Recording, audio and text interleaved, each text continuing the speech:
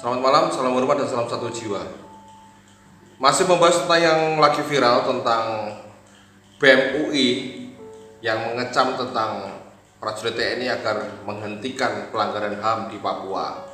Kemudian banyak sekali reaksi dari yang mengatasnamakan dari pasukan khusus TNI dan juga YouTuber Mas Bobon Santoso yang menantang BEM UI untuk melaksanakan KKN di Papua. Seandainya nanti dari BEM UI pun mengiyakan, sekarang pertanyaan saya, seandainya mereka berangkat ke sana, posnya nanti di mana?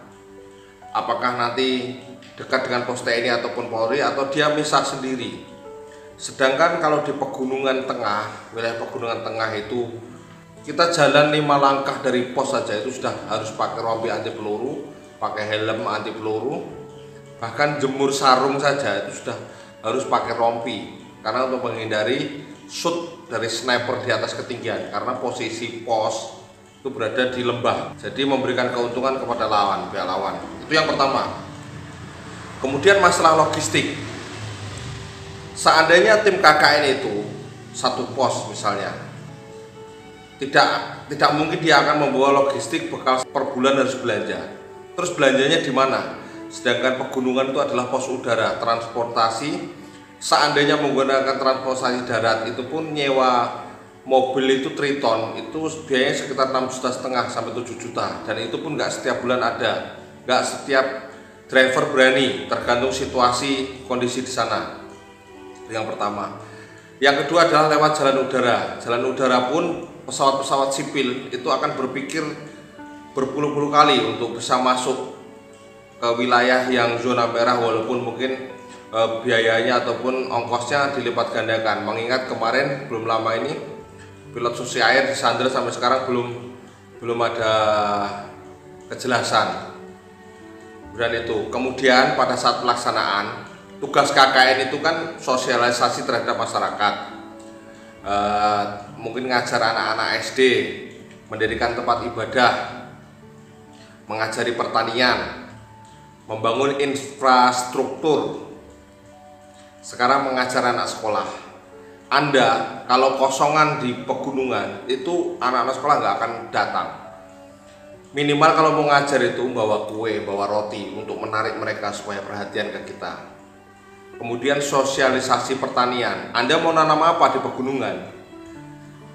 Wortel itu setengah tahun itu tumbuh baru sebesar gantungan kunci. Kalau mau tahu, kangkung itu yang biasanya disebar dimanapun tumbuh, di pegunungan itu nggak tumbuh sama sekali. Di sana nggak ada semut, nggak ada cicak karena suhunya dingin.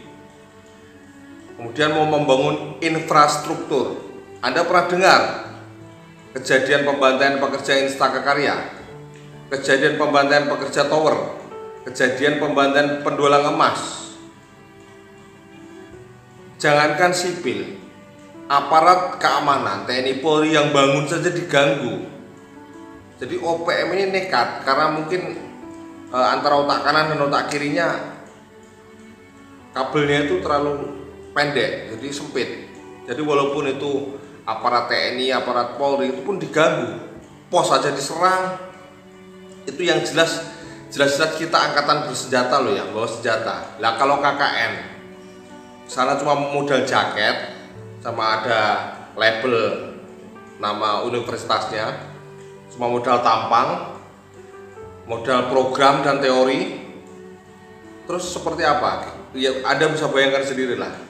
Jadi secara tidak langsung kami ini TNI Polri itu memang tidak diajari, tidak dilatih untuk berteori. Kami hanya tahu aplikasi untuk terjun langsung untuk menjaga NKRI, bagaimana caranya supaya tetap utuh. Itu saja TNI Polri itu.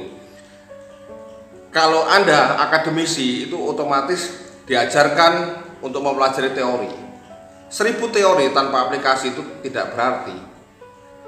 Akan tetapi teori kalau dengan aplikasi itu harus ada instrumen-instrumen pendukungnya untuk menunjang tersebut. Pengobatan massal aja diserang, kurang apa lagi. Jadi kondisinya seperti itu.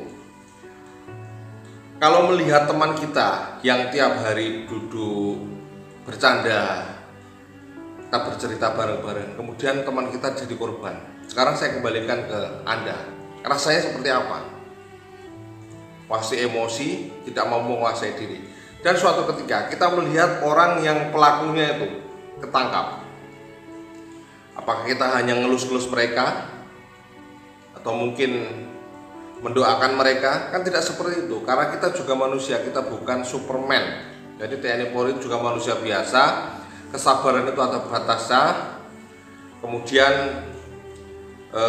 bertahan itu juga ada tingkatannya. Jadi kita tetap manusia biasa.